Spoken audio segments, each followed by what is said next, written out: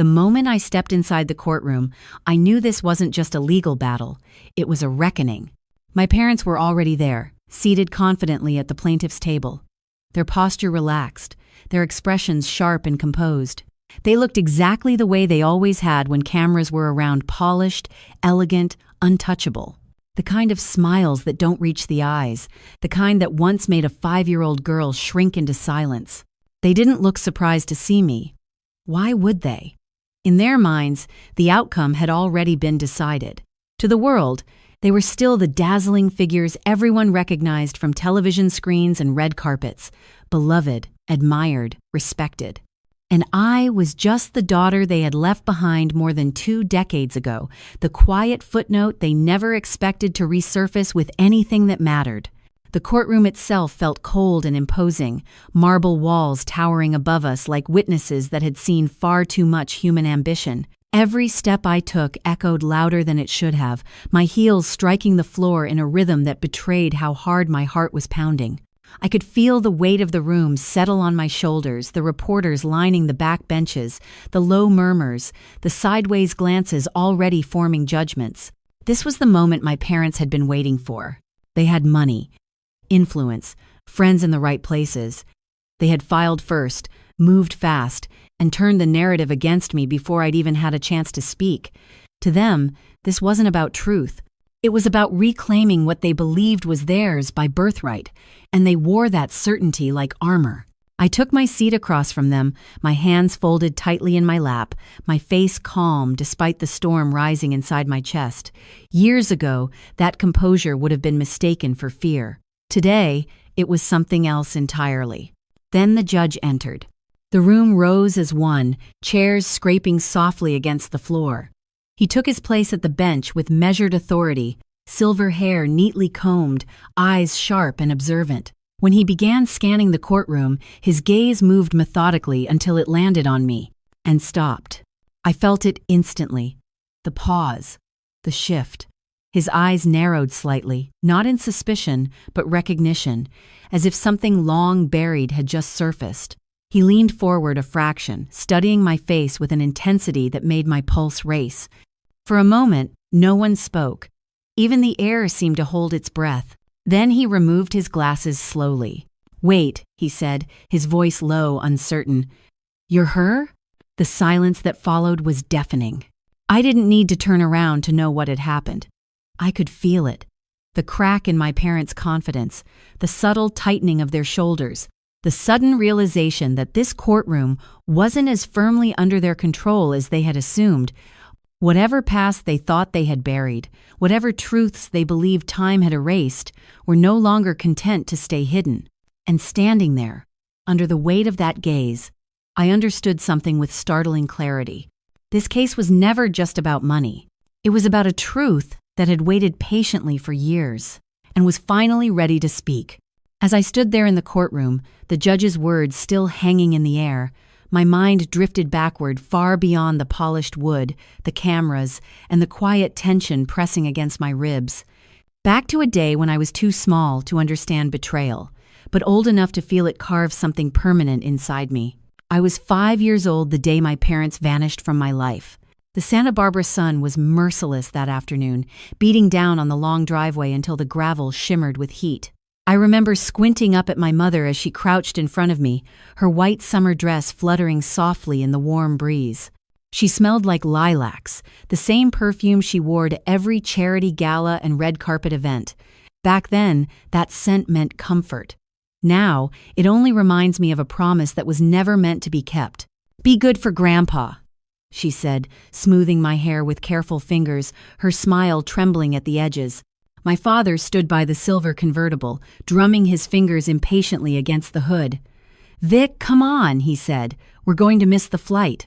"Flight?" I asked, my small hand tightening around the fabric of my mother's dress. "Where are you going? Can I come?" For a split second, she froze. I see it clearly, even now, the hesitation, the flicker of panic she couldn't quite hide. Then she bent closer, her earrings brushing my cheek as she leaned in. She didn't hug me. She kissed the air beside my face. "It's just a quick trip, sweetheart," she whispered. "We'll be back soon." But even at 5, I heard the crack in her voice. I felt it in the way her arms never closed around me, in the distance already settling behind her eyes. The car door slammed. The engine roared to life. Gravel crunched beneath spinning tires as the convertible rolled down the drive and disappeared behind the iron gates. I stood there for a heartbeat, stunned, before my legs carried me forward on instinct. I ran after it, calling their names, my breath tearing in my chest, my voice swallowed by the wind and the distant cries of seagulls. I ran until my knees buckled and the world blurred with tears. That was when a steady hand rested on my shoulder. Grandpa Henry knelt beside me, his presence quiet but unshakable. He brushed the dirt from my scraped knees, his gray eyes filled with a sadness deeper than anything I'd ever seen. "They don't understand what they've lost, my dear," he said softly. Then he lifted my chin, forcing my gaze to meet his. "But you will never be unwanted again." He gathered me into his arms, holding me as if I weighed nothing at all, and carried me back toward the house. My head rested against his shoulder, the steady rhythm of his heartbeat slowing the terror still racing through me. That was the first moment that felt safe all day. And standing in that courtroom years later, facing the very people who had driven away without looking back, I realized something with aching clarity. They may have given me life, but he was the one who stayed. Grandpa Henry never tried to replace my parents. He didn't fill the house with forced affection or pretend that nothing had been lost. Instead, he did something far more powerful. He gave me stability. And over time, stability turned into belonging. Life with him settled into a quiet rhythm that felt nothing like the extravagant stories people told about billionaires. His estate sat high above the Pacific cliffs of Santa Barbara, watching the ocean like a patient guardian. But inside there were no loud parties or constant visitors, no chaos, no excess, just calm, intention, and rules that never changed. Every morning at exactly 6, I'd hear a gentle knock on my bedroom door. "Up, Emma," he'd say in his low, steady voice. "The world doesn't wait for those who linger." I'd drag myself into the kitchen, still half asleep, to find him already dressed, black coffee steaming beside the morning paper. He always sat the same way, sleeves rolled, glasses low on his nose. "Read this," he'd say, tapping a headline. "Then tell me what they're not telling us." At first, I didn't know what he meant. I was a child, barely able to follow the words, more interested in finishing my toast. But he never rushed me. He let curiosity grow naturally. Over time, I began to understand that truth wasn't always what was printed in bold letters. It lived in the gaps, in what people avoided saying, in what power worked hardest to hide.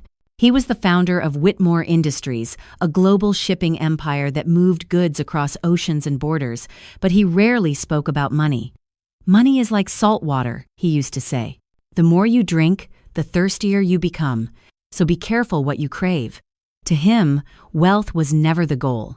Integrity was. When I turned 10, he brought me to his office for the first time. The glass towers downtown shimmered in the afternoon light, intimidating and impressive all at once. Employees straightened when he passed, greeting him with quiet respect. He rested a hand on my shoulder and said, "This is my granddaughter. Someday she'll ask harder questions than any of you." I remember feeling shy but proud.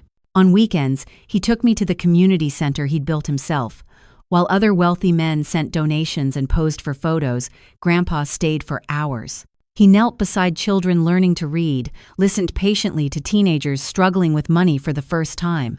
"Power means nothing," he whispered to me once, "if you only use it to stand above others." At night, the house felt large and silent. Sometimes I'd ask if my parents were ever coming back. He never lied. "Some doors," he said gently, "once closed, should remain shut." Then he'd add, "You'll never have to chase love again. From now on, it lives right here." And slowly, without realizing it, I stopped waiting. As the years passed, the house on the cliffs no longer felt vast or empty. It felt anchored, rooted in routine, in lessons quietly repeated until they became part of who I was. Grandpa didn't lecture, he prepared.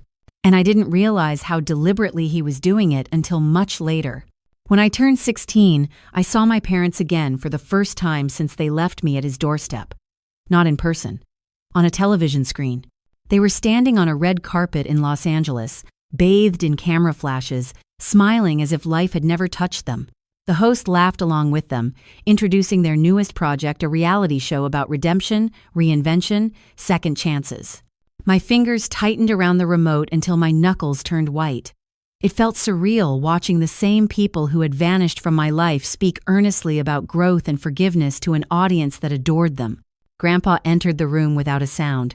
He stood beside me for a moment, his eyes fixed on the screen, taking it all in without comment. Then he looked at me. "Do you miss them?" he asked quietly.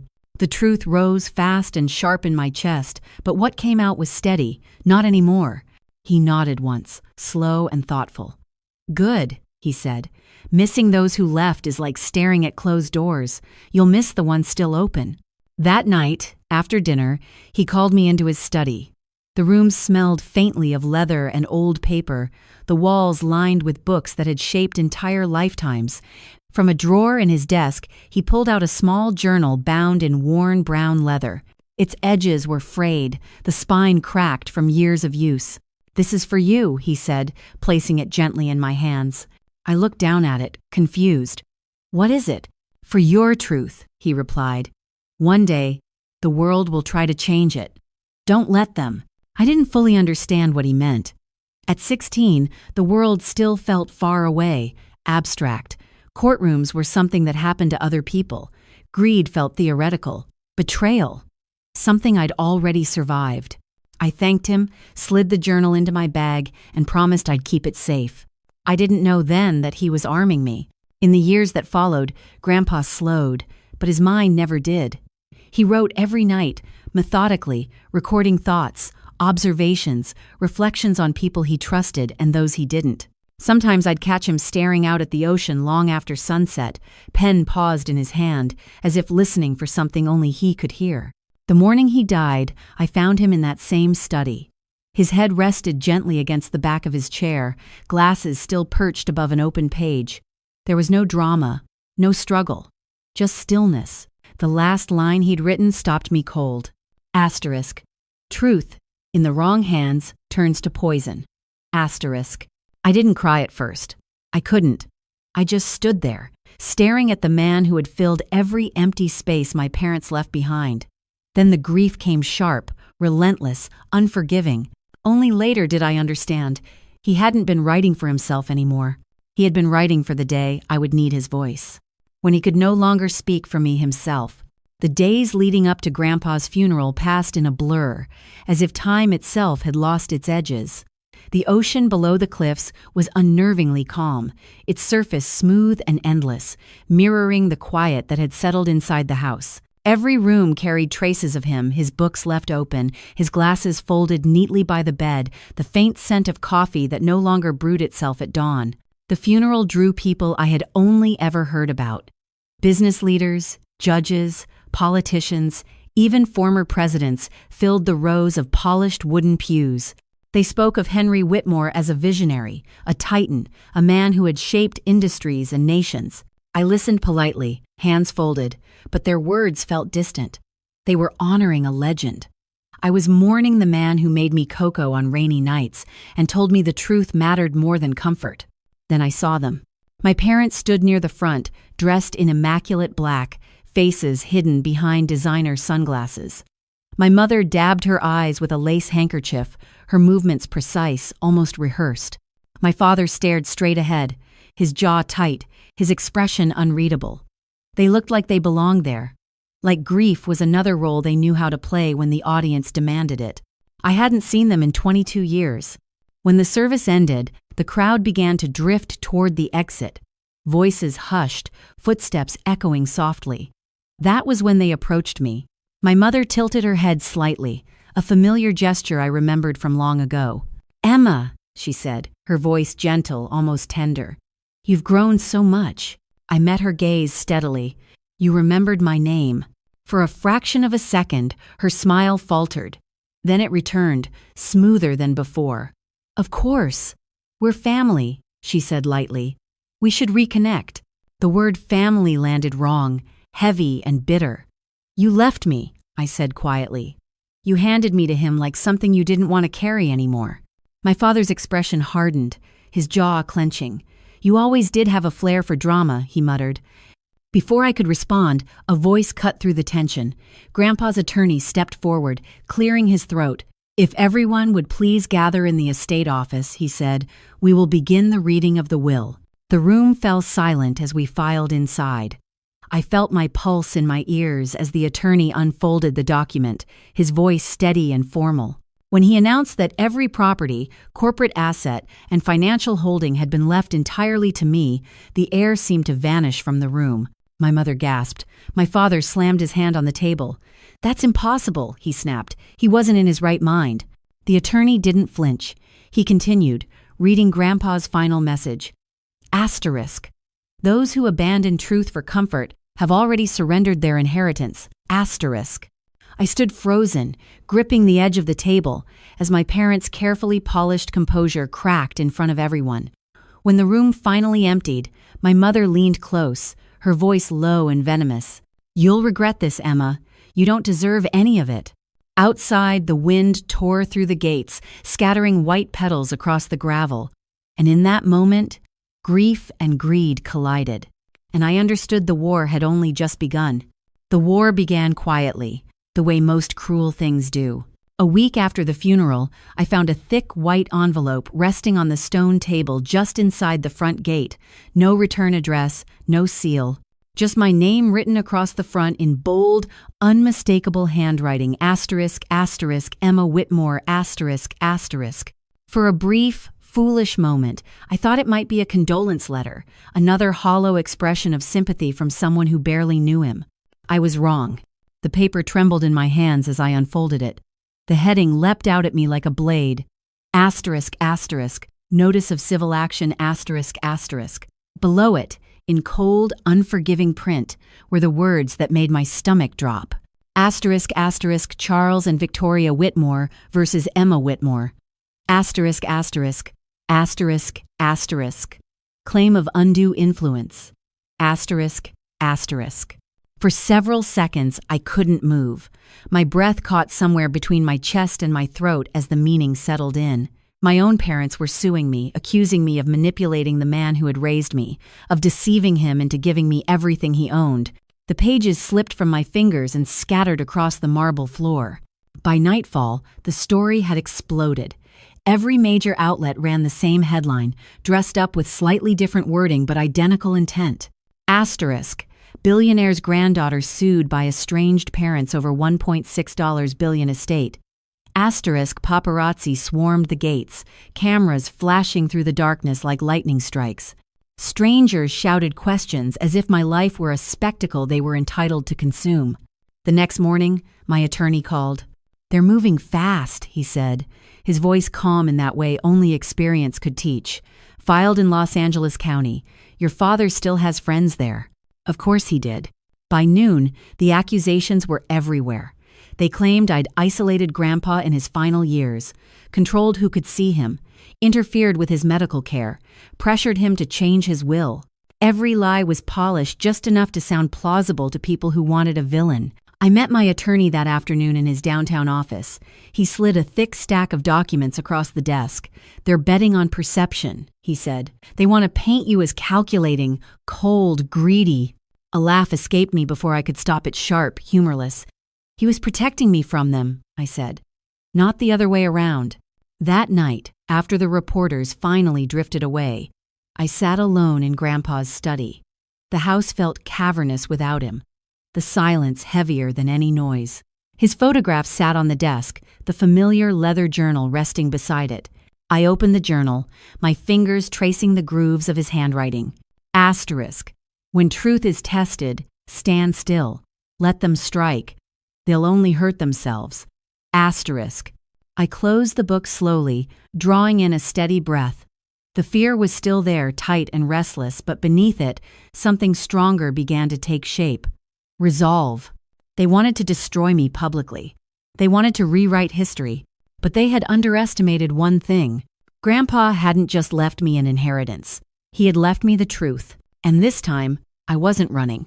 The morning of the first hearing arrived beneath a sky the color of bruised steel, clouds pressing low over Los Angeles as if the city itself were holding its breath. Reporters crowded the courthouse steps, voices overlapping, cameras already raised. I moved through them without stopping, the questions blurring into noise. Inside, the air smelled faintly of polished wood and anticipation. My parents were already seated at the plaintiff's table when I entered, perfectly arranged, every detail considered. My mother wore a fitted black dress, immaculate and severe. My father sat beside her in a crisp navy suit, his posture relaxed, almost bored. They didn't look nervous.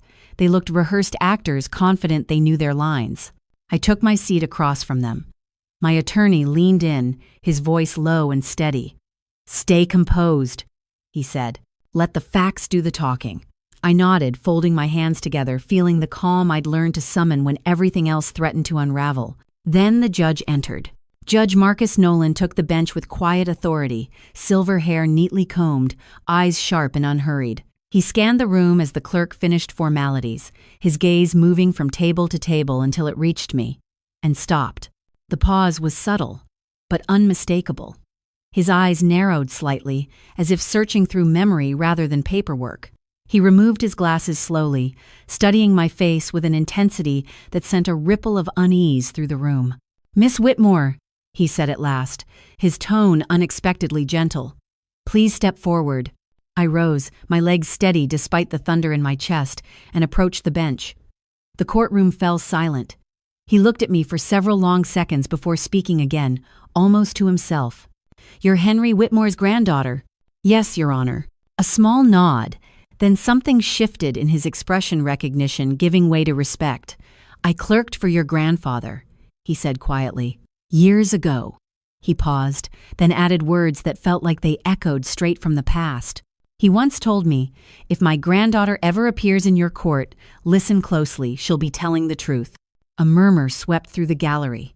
Behind me, I felt the tension snap. At the plaintiff's table, my mother's composure tightened. My father's jaw clenched hard enough to show through his cheek. Judge Nolan straightened, authority settling fully into his voice. "Proceed." Their attorney rose first, confidence rolling off him in practiced waves. He spoke smoothly of manipulation and isolation, of undue influence and calculated deception. He painted me as cold, opportunistic, dangerous. As he spoke, cameras clicked softly, feeding on every word.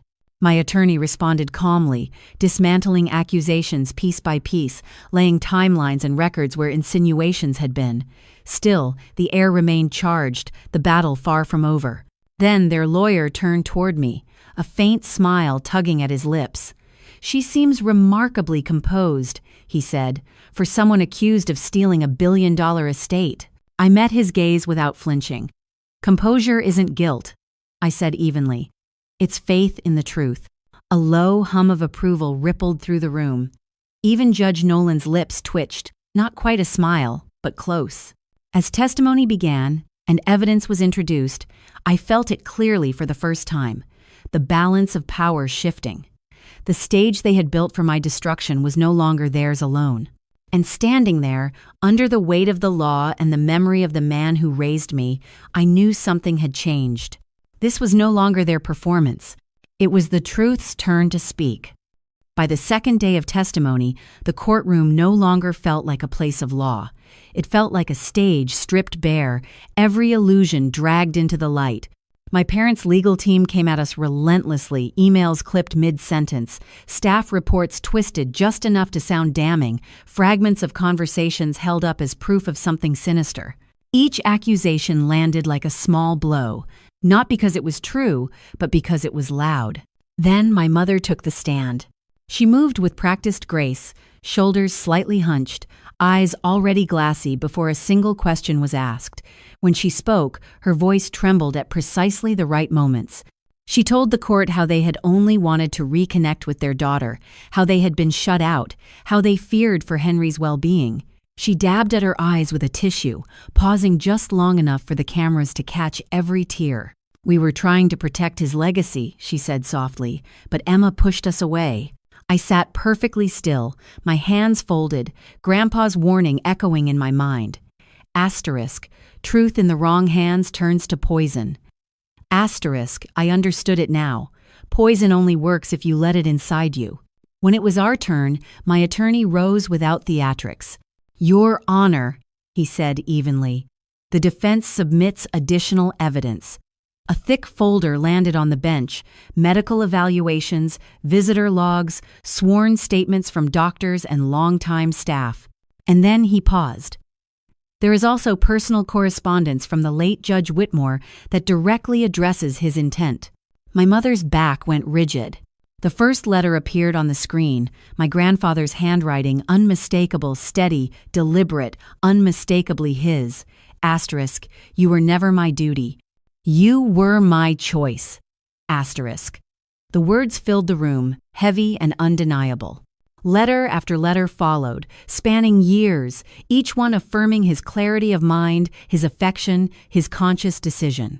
Their attorney leapt to his feet. "Objection," he snapped. "These are emotional theatrics. They prove nothing of legal significance." "Overruled," Judge Nolan said sharply. "The decedent's intent is precisely what this court must determine." Then my attorney turned to me. "Miss Whitmore," he said quietly, "please take the stand." As I approached, my heart thundered, but my voice held. I reached into my bag and withdrew the leather journal Grandpa had given me years ago. Its edges were worn, the spine cracked from use. I placed it beneath the evidence camera and opened it to the final pages. "This," I said, "is my grandfather's personal diary. He wrote in it every night until the week he passed." I read the last entry aloud. Asterisk. "My son and his wife live for appearances. My granddaughter lives for truth. The estate must belong to her, not as a reward, but as protection." Asterisk. The silence that followed felt sacred. My mother surged to her feet, voice breaking. "He was sick," she cried. "He didn't know what he was saying. She manipulated him." The gavel struck hard. "Mrs. Whitmore, sit down," Judge Nolan ordered. I turned to her then, my voice calm, unwavering. "No one manipulated him," I said softly. "He just finally saw you for who you really are." In that moment, something settled inside me like armor. I wasn't defending myself anymore. The truth was defending me. By the third day, time itself seemed to slow inside the courtroom. Every cough, every whisper, every shifting chair echoed too loudly, as if the room were holding its breath alongside us. I sat at the defense table with my hands clasped tightly together, eyes forward, waiting. Across the aisle, my parents leaned toward their attorney, whispering urgently, their once perfect composure unraveling thread by thread. Then, the door behind the bench opened. Judge Nolan entered, his robes sweeping softly as he took his seat. The courtroom rose, then fell silent again. He adjusted the papers before him, his expression unreadable. For a brief moment, his eyes lifted and met mine. I thought I saw something there. Not pity, not sympathy, something closer to respect. "This court," he began, his voice calm but unyielding, "has reviewed all testimony, medical records, correspondence, and evidence presented regarding the estate of the late Judge Henry Whitmore." My heart pounded so loudly I was certain everyone could hear it. "What stands before me," he continued, "is not evidence of coercion, but of greed misplaced and deliberate." A low murmur rippled through the gallery. My father's jaw clenched. My mother's fingers trembled visibly in her lap. "The plaintiffs," Judge Nolan said, "have failed to prove undue influence. On the contrary, the record demonstrates clear intent, sound mind, and deliberate judgment by the deceased." He paused, letting the weight of his words settle. "Therefore, the court dismisses the plaintiff's claims in full. The will stands." For a suspended heartbeat, the room was utterly still. Then it broke, pens scratching furiously, cameras clicking, reporters gasping for sound bites. I didn't move. I couldn't. My chest felt tight, my breath shallow, as if the storm had passed, but the air was still charged with electricity. Judge Nolan's gaze shifted to my parents. "Justice," he said evenly, "does not belong to blood. It belongs to truth." The gavel struck once sharp, final. As I rose to leave, my legs trembled. My attorney placed a steady hand on my shoulder. "It's over," he murmured. But victory didn't feel like triumph. It felt quiet, heavy, like ash after a fire. Outside, sunlight flooded the courthouse steps, blinding after days beneath fluorescent lights. Reporters surged forward, microphones thrust toward my face. How does it feel to win? What will you do with the money? I paused halfway down the stairs, the wind off the Pacific lifting my hair. It was never about money, I said quietly. It was about the truth. Weeks later, the noise faded. Headlines moved on. The estate was mine, but the house felt hollow without him. One evening, as the sun bled into the ocean, my phone rang. My father's voice came through, fragile, apologetic. He said he was sorry, not to reclaim me, but to release me. That night, I stood barefoot in the garden Grandpa once planted, his journal warm in my hands. Asterisk. True justice isn't found in courtrooms. Asterisk, he'd written. Asterisk, but in the hearts of those who keep believing in it. Asterisk. If this story moved you, if you've ever been underestimated, abandoned, or told the truth didn't matter, remember this. It does. Stand tall. Let truth defend you. And if you believe stories like this deserve to be told, share it. Someone out there is waiting to hear that justice still has long arms and it always reaches back.